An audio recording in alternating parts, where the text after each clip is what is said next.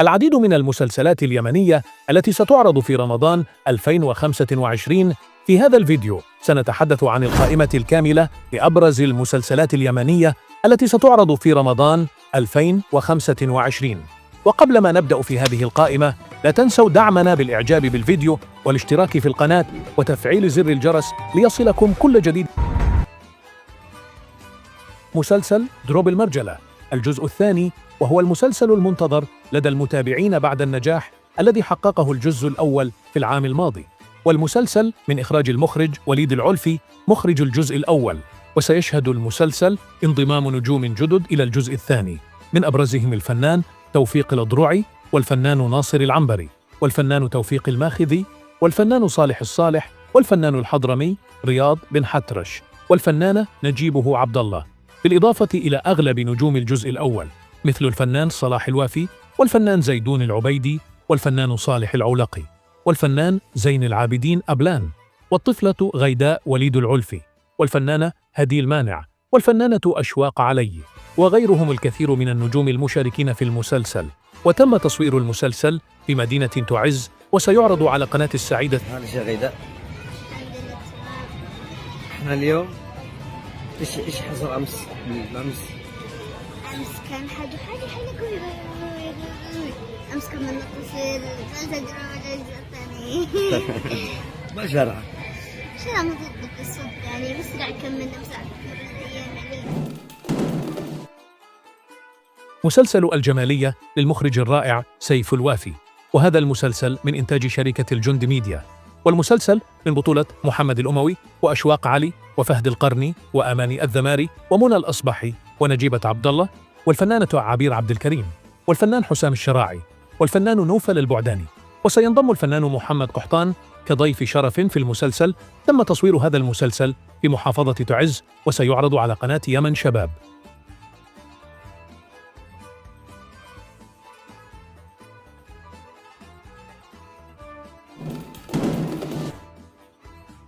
مسلسل طريق أجباري، المسلسل الدرامي الذي تنتجه شركة النبيل لصاحبها خالد المرولة، الذي أنتجت العام الماضي مسلسل قرية الوعل.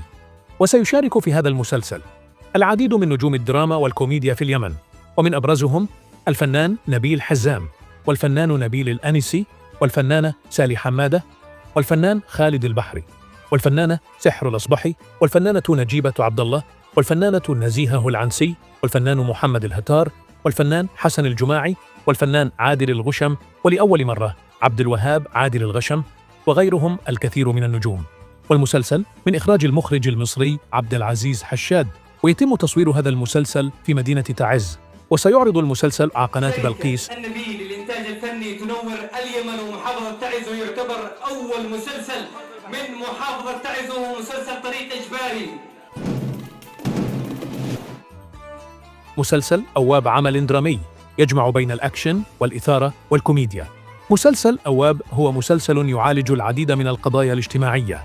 المسلسل من بطولة نخبة من نجوم الدراما، منهم طارق السفياني، سلطان الجعدبي، عبد الكريم المتوكل، عبد الناصر العراسي، عبد الرحمن الجوبي، رمزي الانسي، وضاح الراعي، عادل السمنان، مسار محمد معادل بزاز، صالح المطري، إسماعيل سعادي، أنور الشرفي، وغيرهم الكثير من النجوم المبدعين. والمسلسل من إخراج المبدع عبد الرحمن دلاق، الذي أخرج في العام الماضي مسلسل العاقبة، والمسلسل إنتاج مؤسسة الإمام الهادي. ويتم تصوير المسلسل في محافظة صنعاء ومحافظة إب. سيعرض المسلسل على قناة المسيرة الفضائية ومنصة عرض أكثر على اليوتيوب. ان شاء الله باذن الله به مسلسل ضخم قادم بقوه ان شاء الله يوفقنا جميعا. ان شاء الله في مسلسل هذا اسمه التدريب. انا شدي اول حرف الف والثانيه ايش؟ اول حرف الف والثانيه ايش؟ واو. الف واو. وسعد قال اقول لكم الحرف الثالث الف، وسلطان قال اقول لكم الرابع حرف ب. معكم في رمضان. انا عندي معلومه ان انا دوري هذا السنه مختلف عن كل سنه. مجرم. اقسم بالله العظيم ان ما معنا معلومه الا انه مسلسل اكشن. طابت. مسلسل هروب دولة، مسلسل يجمع بين الدراما والكوميديا بقالب جديد ومختلف. والمسلسل من كتابة وتأليف محمد الحبيشي، ومن إخراج اثنين من عمالقة الإخراج، المخرج المتميز محمد فاروق، والمخرج الرائع ياسر الظاهري. تم البدء في تصوير المسلسل في مدينة تعز، ويضم نخبة من نجوم الدراما اليمنية، منهم الفنان عبد الله يحيى إبراهيم، الفنان محمد قحطان، الفنان يحيى إبراهيم، الفنانة أماني الذماري، الفنان حسن الجماعي، الفنان كمال طماح، الفنان أصيل حزام، والفنانة هديل مانع، والفنان خالد البحري، والفنان محمد القصاب، بالإضافة إلى سليمان البرعي، محمد نعمان، زكريا عادل، وغيرهم الكثير من الفنانين والشباب المبدعين. هروب دولة هو اسم مبدئي للمسلسل، وسيتم تغييره لاحقاً حسب رؤية فريق العمل. المسلسل سيتم عرضه على قناة المهرية الفضائية. يا شباب معنويات عالية. انتظرونا في رمضان.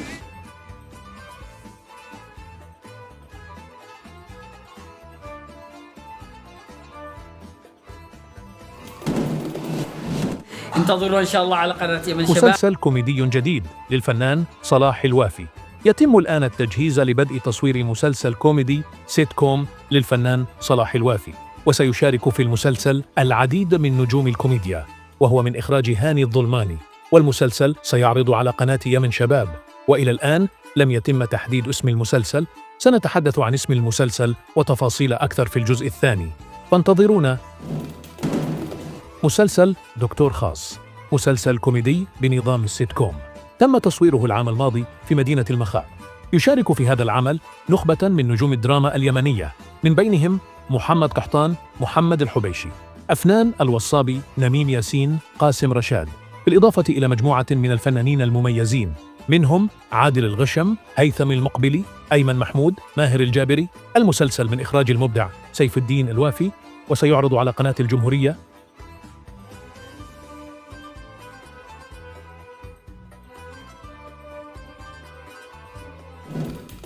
المسلسل العدني بيت وقف المسلسل من تأليف وإخراج المخرج علي حزام، ويتم تصوير المسلسل في عدن.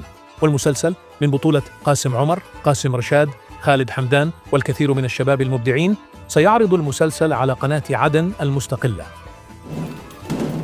وحارسا بحري وحامي ثغورا سواحل. مسلسل حارس البحر الجزء الثاني بعد نجاح الجزء الأول. قررت قناة اليمن الفضائية إنتاج الجزء الثاني من مسلسل حارس البحر من إخراج المخرج الأستاذ عبد العزيز الحرازي، والمسلسل من بطولة الفنان أحمد المعمري، والفنان إبراهيم الزبلي، والفنان محمد الرداعي، والفنان عبد الله الساخي، والفنان خالد البعداني، والفنان فؤاد الكهالي، والفنان محمد القطاع، وأيضا الفنانة فتحية إبراهيم، والفنان مروان النوعة، والفنان طاهر الزهيري، وغيرهم الكثير من نجوم الدراما اليمنية، وسيعرض على قناة اليمن الفضائية.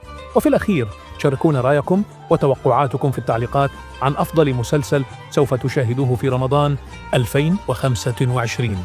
ولا تنسوا الإعجاب بالفيديو، الاشتراك في القناة وتفعيل زر الإشعارات ليصلكم كل جديد. والقاكم في فيديو قادم، في أمان الله. رمضان كريم.